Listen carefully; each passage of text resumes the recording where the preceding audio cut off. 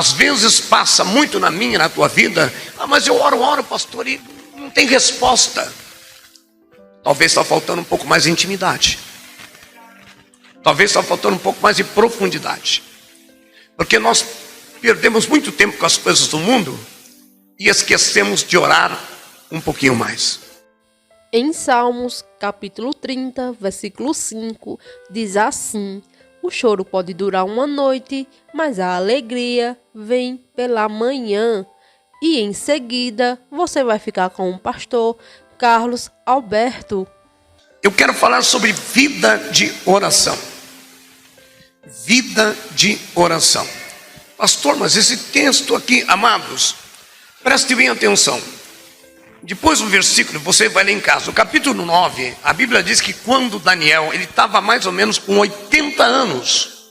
80 anos estava Daniel. Não era mais um jovem, um menino. Já era uma pessoa de terceira idade. Já era quase um ancião. E essa oração descrita no capítulo 9, isso nos mostra que a vida de Daniel foi sempre portada por oração. Daniel, desde pequenino, vivia orando. Tanto é que a Bíblia diz que ele orava 3 vezes por dia. Mesmo vivendo no cativeiro, mesmo vivendo naquilo que não o agradava, mesmo vivendo longe da sua família, mesmo vivendo longe da sua pátria, mesmo vivendo como um prisioneiro no cativeiro, ele orava 3 vezes por dia. E é interessante, nós só oramos quando precisamos ou quando nos agrada. Quando estamos vivenciando algo, provavelmente, irmão, você já viu que infelizmente, desculpa, o cristão só faz aquela oração profunda quando de repente a barriga dói. A Bíblia diz que Daniel tinha sido levado para o cativeiro da Babilônia.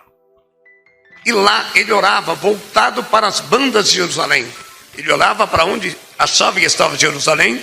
E ali ele orava 3 vezes por dia. E eu quero perguntar com muito respeito, não precisa responder, quantas vezes você ora? Eu não tenho tempo. Nós já falamos muitas vezes aqui. Amados, eu tenho um hábito. E hábito se torna realmente algo prático. Se você levantar a cama, eu já levanto escorregando. Eu já levanto escorregando para cair de joelho. Por quê? Se eu levantar e for escovar o dente, tomar um café, eu esqueço, vou ligar a televisão para ver o jornal, alguma coisa, e esqueço da minha oração. A primeira coisa que eu faço é dobrar os joelhos, agradecer a noite que Deus me susteve e pedir para Deus guiar-me no dia que está nascendo.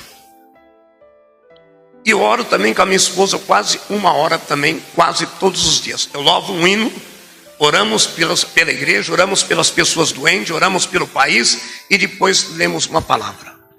A oração tem que fazer parte da vida do cristão. Você não pode só orar quando você está passando por uma situação adversa ou contrária. Você tem que fazer disso um hábito espiritual profundo, uma comunhão, uma intimidade.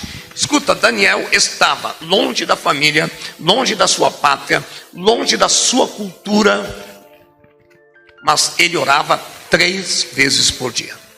Escuta, amados, ele orou quando jovem, continuou orando quando já estava com a idade avançada. Ele acreditava na possibilidade de falar com Deus e de ouvir a resposta dele. Daniel acreditava tanto no poder da oração, que ele acreditava na possibilidade de falar com Deus e Deus responder. Às vezes passa muito na minha e na tua vida, mas eu oro, pastor, e não tem resposta. Talvez está faltando um pouco mais de intimidade. Talvez está faltando um pouco mais de profundidade. Porque nós perdemos muito tempo com as coisas do mundo e esquecemos de orar um pouquinho mais. Você já reparou? Se tiver uma Fórmula 1 que passa no Japão e aqui vai passar 3 horas da manhã, você põe o despertador, levanta para assistir a Fórmula 1. Você anda lá com os olhos estalados na televisão, mas você não levanta de madrugada para fazer a tua oração. E aí você acha que Deus, por que Deus não responde? Porque muitas vezes você desperdiça o tempo com coisas que agradam a tua carne, mas que não enchem o teu espírito. Então veja bem, ele acreditava na possibilidade de falar com Deus e de ouvir a resposta dele. Por essa razão Daniel mantinha uma vida de oração. E você, tem orado? É É interessante que muitas vezes as pessoas procuram o pastor, procuram a igreja. Pastor, ora por mim. É lógico, é o nosso papel, é o nosso dever.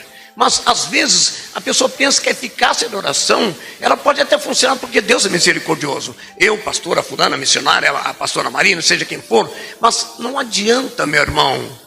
A necessidade é tua. A necessidade é tua, amém? É você que está precisando. Então escuta, amados, há momentos que exigem de nós definições. Tem hora que nós temos que tomar uma atitude. Quando se passa por um deserto, por uma prova, por uma luta, por um processo, então você se pergunta: Deus ouve ou não ouve as minhas orações? Quem já passou por isso? Todo mundo. Poxa Deus, será que estou passando por essa prova há tantos anos? Estou passando por esse processo há tanto tempo. Será que se Deus realmente ouve ou não ouve as orações? A gente chega a questionar a Deus. Irmãos, eu tive a oportunidade, a graça e a misericórdia, porque eu sou falho, pecador e miserável, mas eu tive a graça de ouvir a voz audível, não aqui, nem mas ouvir a voz aqui. E eu tive medo. Eu passei um processo muito difícil, uma certa noite, de madrugada, uma luta, uma prova, minha mãe lembra disso.